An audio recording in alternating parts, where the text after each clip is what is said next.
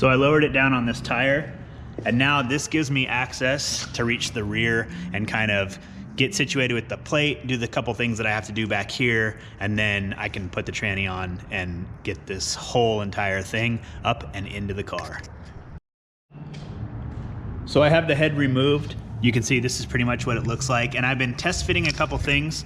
Number one, I was talking about the starter a little bit earlier, and where this is supposed to bolt up, it doesn't do anything with the starter there. So I am gonna have to take off this one, which means I'm gonna have to grind down that ear that I was showing you, so I can use the PowerMaster mini starter that goes here. So I guess this won't work. This housing's too big and doesn't fit through that little hole. So other thing too, I was hoping that I can use this since this is like a roller bearing, but I was checking for the input shaft for the CDO transmission using a clutch pilot tool, and I see that it doesn't fit. So I'm gonna have to pull that out too, and then I'll have to install the needle bearing part, the one that I showed you earlier. So yeah, so those are the next two things that I gotta do.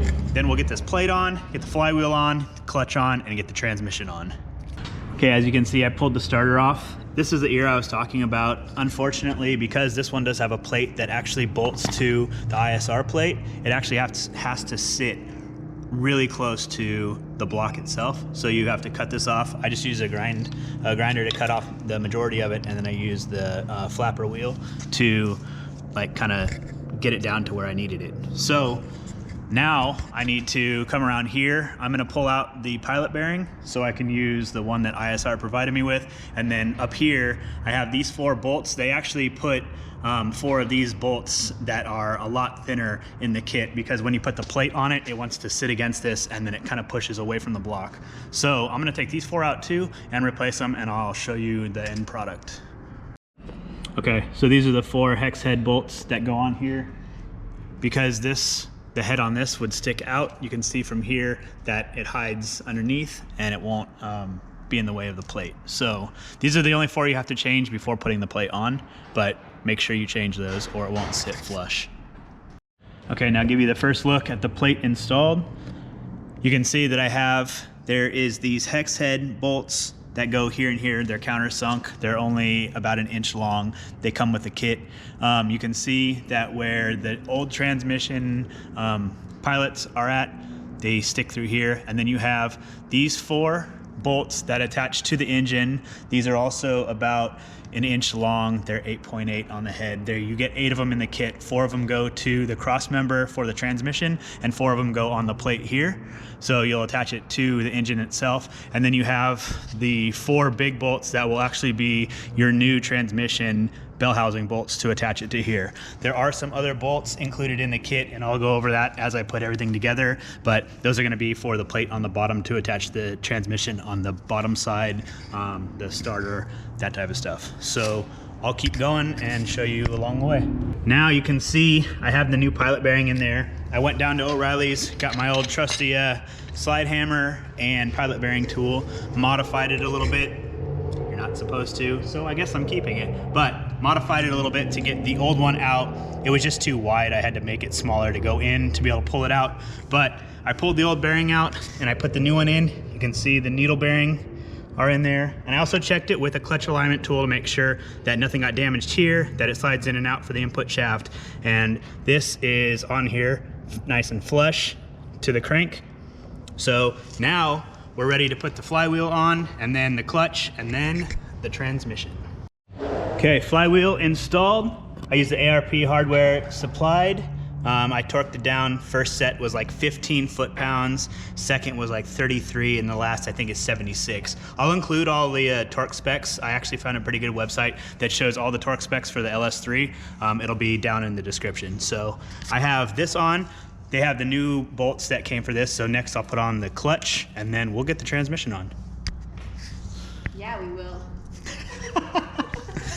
Yeah, she came by to, we went and got food, and now I'm kind of working on this. She's riding her skateboard, so yeah. But all right, so I'm gonna take these out, I'm gonna get the clutch on, and then we're gonna get this transmission on here.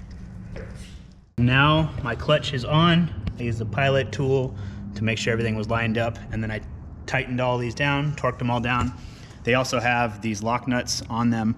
Another thing that's important when you're doing a clutch, you want to make sure that the pressure plate housing is touching the flywheel. I've seen it on different jobs where people can't get their car into gear, and when I take the transmission out, this actually has a gap in it. So make sure all the way around that it's touching. So, little tip for you. But this is all ready to go. Transmission's ready to go. I think it's time to put it on. I gotta take these off, and then I'm gonna slide it together and start putting the bell housing bolts in. And just like that, it's on. Big thanks to her. She was over here pushing the engine for me. I can't do it by myself. I can do a lot of things by myself. Holding two things to push them together, I can't. So, thank you. You're welcome. Thank you, thank you, thank you. So everything's bolted up. You can see here's the big bell housing bolts here. We have the two, this one is a shorter one because you can see the plate backs up to the starter here. So the shorter bolt goes up top, the gold one that comes with the kit, with this whole kit. And then you have an identical one that's a little bit longer, should peak about that much out to hold the starter. And that kind of helps hold the bell housing to the plate itself also. So everything's together. I need to lift it up some, tighten the bolts underneath, because you can see underneath there, I don't have any that are holding it to the rest of the transmission. So I'm gonna jack it up, do that, and then we're gonna move it over there, and then we're gonna move the car over there, and we're gonna get this in the car. So I'm stoked. Let's do this.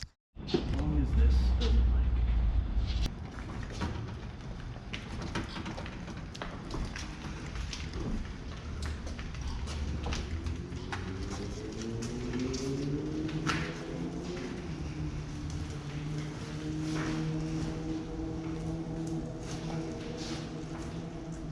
All right, now is the moment of truth. You can see engine's here, it's hoisted, it's ready to go in, and I have the car, it's on the lift. This should not be that bad. The worst part about all of this is actually like getting the engine kind of in at the angle and then being able to fit the headers in. So that's gonna be the worst part. I'm gonna probably kind of direct it in there, kind of have it set where I want it to be, and then I'm gonna probably feed the headers in from underneath and feed them up, and then I'll probably grab, I have like the bolts kind of ready. I'm gonna probably put one in on each side, and as I put it in, then it'll just kind of hold it there, and then I can kind of direct it where I need to, and then come around and I can put the rest of the bolts in, and then the headers will be on, and then it'll be sitting in there, and I'm excited. This is awesome. So yeah, we're gonna get started on it. Okay, first things first, the shackles that were on here, remember now we actually have to transfer to here because we are setting the engine in. So what I'm gonna do is I'm gonna put them on here kind of loose. I have the nuts here that I'll put underneath and kind of just finger tight, just so it's loose on here, so I can kind of move them around as I need to move the engine around, and then I'll start to lower it in, trying to line this up. You can see I have a jack right here. I have the jack going in there, so that way when the trans starts to go in, I can actually jack it up from this point, or even from the front point, to kind of raise it up and direct it in as it goes past the exhaust that's in there. So I need the transmission to be on top of the exhaust in there and kind of go down the trans tunnel. I don't think it's going to be that big of a deal, especially since I have this to roll front and backward, and then yeah. So I'm gonna start doing that, get the shackles on, and then we're gonna lower this thing in there. Oh, what? It's in. So that actually wasn't that bad, because I have to let you in on a little secret. Jamar came by and saved my ass. Thank you, brother, for helping me. Like, I don't know how I was gonna do that by myself, but you can see headers are in even. It's on the mounts. Everything looks good, everything clears. We're good back here. I didn't scratch up, ding, mess up a bunch of stuff here. So it's in, I'm stoked. So now I'm gonna start buttoning it up. I'm gonna start tightening down mounts, start to tighten down the headers. And we're gonna get it like living in there for good. So I'm gonna start going with that. I'll keep you updated on what's going on, but I'm stoked, I can't wait. This is exciting. So yeah, here we go. Okay, so update, I've been kind of cleaning up and trying to get stuff situated. You guys know how I am. I'm completely like OCD when it comes to cleanliness. So I kind of cleaned up the tools, kind of cleaned up the manifold. I made sure that now all of this on the headers, all the bolts are tight. All the bolts are tight, everything's sitting in there. I do have to tighten the motor mounts, but I'm not gonna do that until we do the trans mount, which leads me to the trans mount. So I'm about to lift this up in just a second, and we're gonna put the trans mount on. This is the one that goes in place of the factory one that's on there. I'll utilize the bolts that are on there already to go through here. But it comes with a plate that goes on here, kind of puts tension on it, and it will bolt to the bottom of the trans real easy. And then you can see that there's holes right here, and they give you the hardware in here to bolt it through the cross member that goes on here. This is the cross member, if you guys haven't seen it. So I need to remember which way it goes. You can see it kind of bows down. So I don't remember if this goes up. I don't know, we'll figure it out. But let's do the trans. So that way this is just sitting in here where it's gonna live. And if you come around here and see, you look in there, where that comes up, it's pretty much in the dead center of the hole. So when it comes up in there, it's gonna be probably right on. So here we go.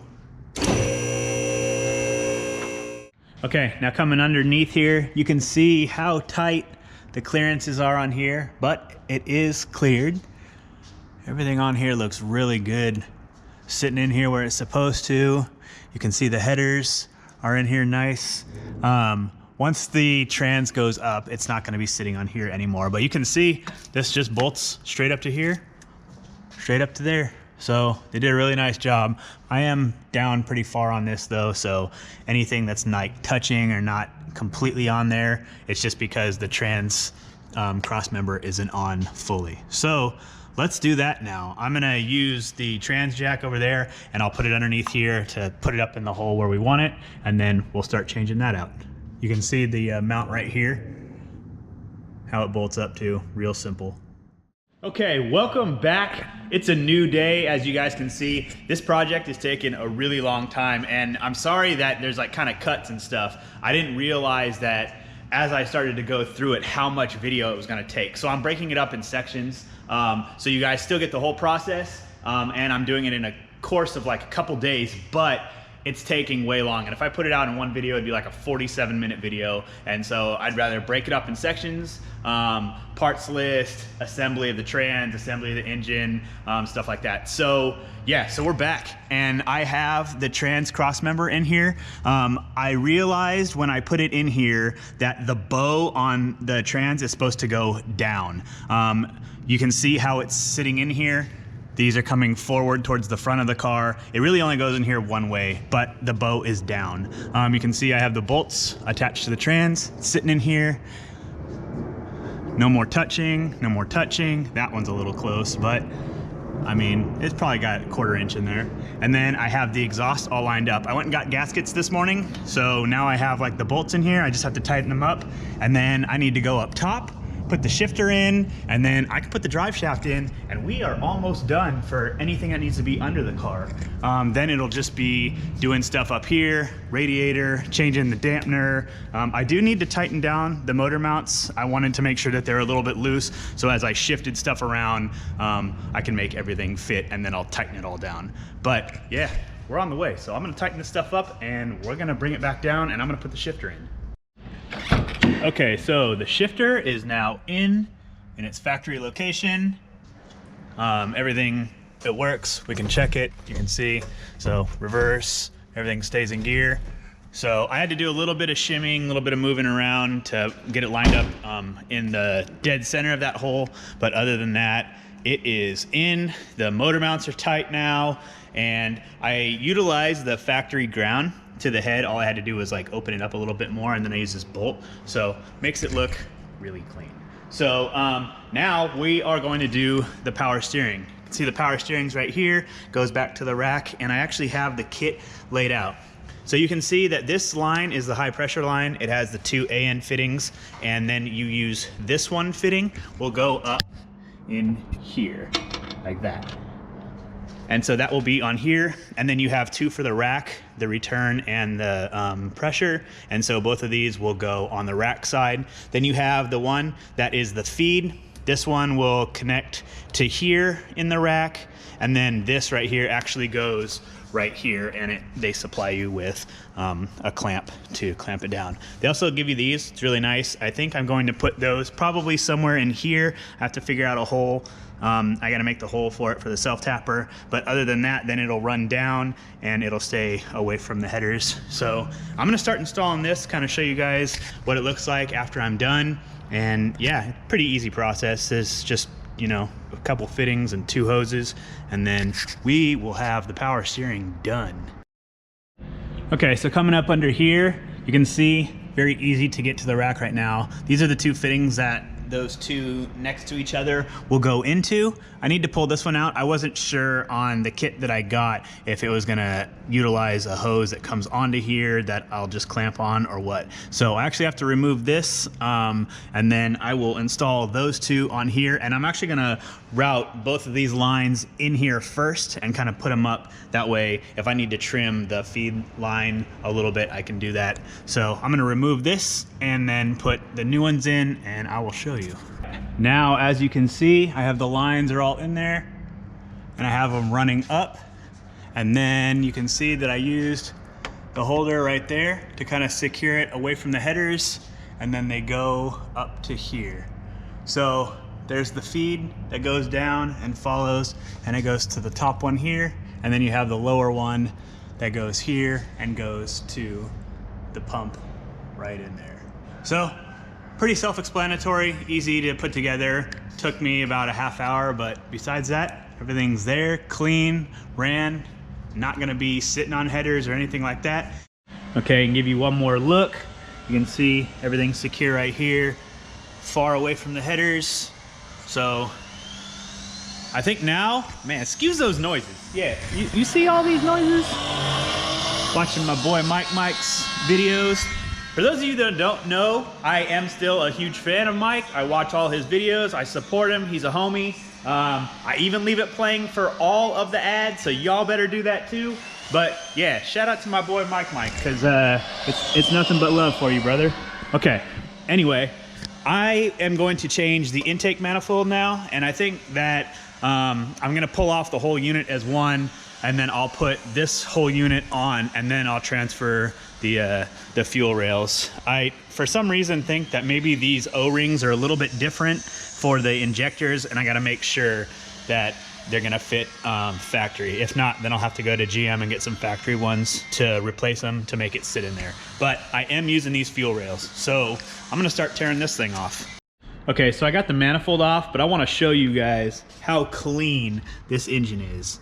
You can see in here, there has been it has not been ran hardly at all. I think it really does have like 30,000 miles on it. So you can see how clean inside it is. So I'm stoked. So now it's time to put the other one on.